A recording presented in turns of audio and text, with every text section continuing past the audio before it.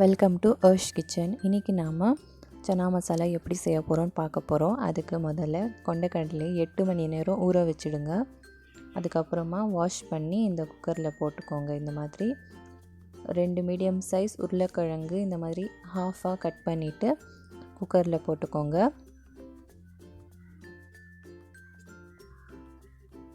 மூணு கப் தண்ணி போட்டுக்கலாம்.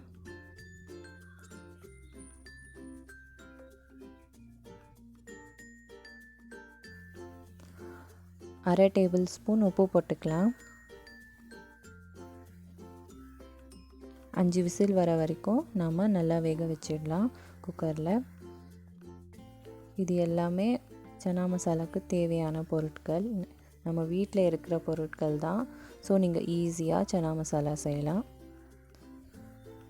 அதுக்குன்னு தனியாக நீங்கள் சனா மசாலா வாங்கவும் தேவையில்லை. இப்போ ஒரு கடாயை ஹீட் பண்ணிக்கோங்க. அதில் 4 டேபிள் ஸ்பூன் எண்ணெய் போட்டுக்கோங்க.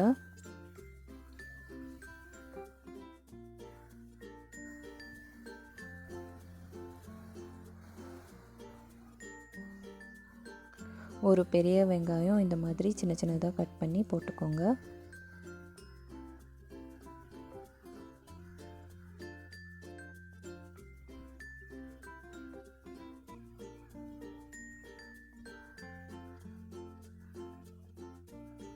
மூணு பச்சை மிளகா போட்டுக்கோங்க. இப்போது நல்லா வதக்கிக்கோங்க. வெங்காயத்தோட கலர் கொஞ்சம் சேஞ்ச் ஆகணும்.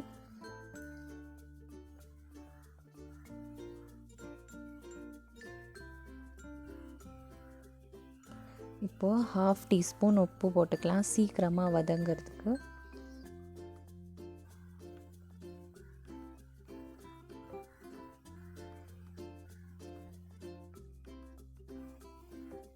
இப்போது 1 டீஸ்பூன் இஞ்சி பூண்டு விழுது போட்டுக்கலாம்.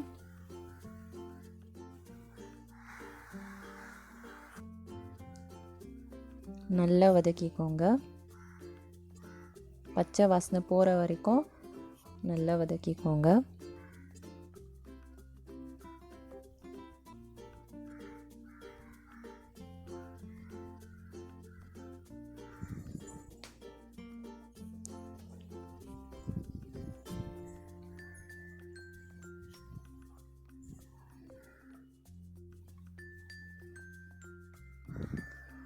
இப்போ நாம் 1 டீஸ்பூன் மிளகாத்தூள் போட்டுக்கலாம். 1 டீஸ்பூன் சிக்கன் மசாலா பவுடர் போட்டுக்கலாம். நீங்கள் எந்த பிராண்டாக இருந்தாலும் போட்டுக்கோங்க. ஒரு மீடியம் சைஸ் தக்காளி ஒன்று சின்ன சின்னதாக கட் பண்ணி போட்டுக்கலாம்.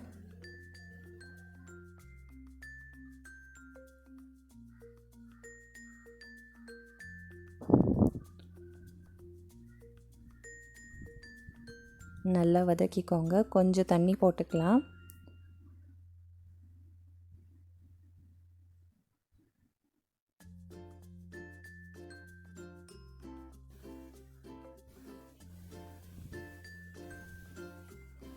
இப்போ பார்த்தீங்கன்னா கொஞ்சம் குக் ஆகிடுச்சு. இப்போ கொத்தமல்லி போட்டுக்கலாம்.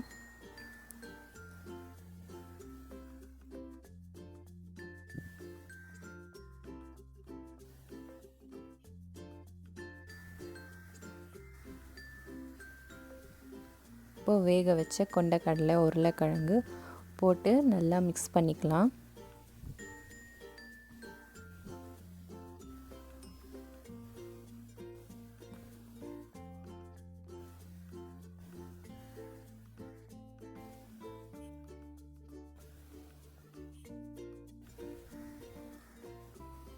இப்போ ஒரு டம்ளர் தண்ணி போட்டுக்கலாம்.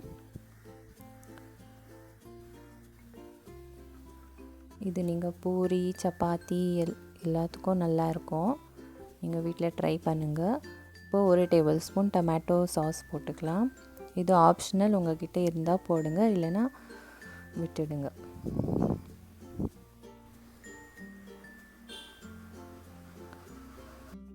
இப்போது 10 நிமிஷம் குக் பண்ணிக்கலாம். லோ ஃப்ளேமில் குக் பண்ணுங்கள். நம்ம இப்போ மூடி வச்சிடலாம். பார்த்திங்கன்னா சனா மசாலா ரெடி ஆகிடுச்சு. இந்த வீடியோ உங்களுக்கு பிடிச்சிருந்தா என் சேனலை சப்ஸ்கிரைப் பண்ணுங்கள். தேங்க்யூ ஃபார் வாட்சிங்.